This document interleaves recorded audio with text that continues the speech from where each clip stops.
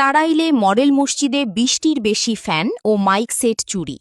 তাড়াইল থেকে মোহাম্মদ রাসেল মিয়ার তথ্যচিত্রে থাকছে বিস্তারিত।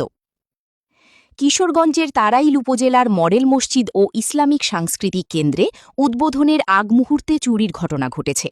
মসজিদে স্থাপিত ২০টির বেশি ফ্যান ও মাইকের সম্পূর্ণ সেট চুরি হয়ে গেছে। জানা যায়, নিয়োগ বিজ্ঞপ্তির মাধ্যমে ইমাম, মুয়াজ্জিন ও খাদেম নিয়োগ শেষে শুক্রবার ১৭ এপ্রিল ২০২৬ জুম্মার আজানের মাধ্যমে মসজিদে আনুষ্ঠানিকভাবে নামাজ শুরু হওয়ার কথা ছিল। এরই ধারাবাহিকতায় বৃহস্পতিবার মসজিদে প্রবেশ করে ইমাম ও সংশ্লিষ্ট স্টাফরা দেখতে পান ভেতরে থাকা ফ্যান ও মাইক সেট চুরি হয়ে গেছে। ঘটনার পরপরই স্থানীয়দের অবহিত করা হয় এবং উপজেলা নির্বাহী কর্মকর্তা তানজিলা আক্তারকে মৌখিকভাবে জানানো হয়। পরবর্তীতে ইসলামিক ফাউন্ডেশনের পক্ষ থেকে লিখিত অভিযোগ দায়ের করা হয়েছে।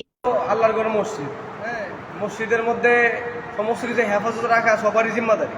এখন মসজিদ বিগত ১.৫ বছর ধরে মসজিদ বন্ধ থাকার ফলে এনে কোনো পাহারাদার ছিল না মসজিদের নির্ধারিত, যার কারণে এনে কিছু বকাটের ফলাফল, মাদকাসক্ত ফলাফল এখানে আইসা মসজিদের মধ্যে চুরি এরকম করছে।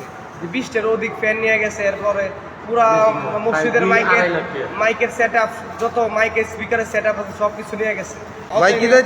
আমি ভাই খাদেম পোস্টে আছি। স্থানীয়দের সঙ্গে কথা বলে জানা যায়, দীর্ঘ প্রায় ১.৫ বছর মসজিদে নামাজ বন্ধ থাকায় কিছু অসাধু ও নেশাগ্রস্ত যুবক নিয়মিত মসজিদের আশেপাশে আড্ডা দিত। অভিযোগ রয়েছে, তারা সেখানে গাঁজা ও ইয়াবা সেবন এবং বেচাকেনার সঙ্গে জড়িত ছিল। অনেক সময় তাদের মসজিদের ভিতরেও বসে থাকতে দেখা গেছে। মোহাম্মদ রাসেল মিয়া, স্মৃতি টিভি, তাড়াইল।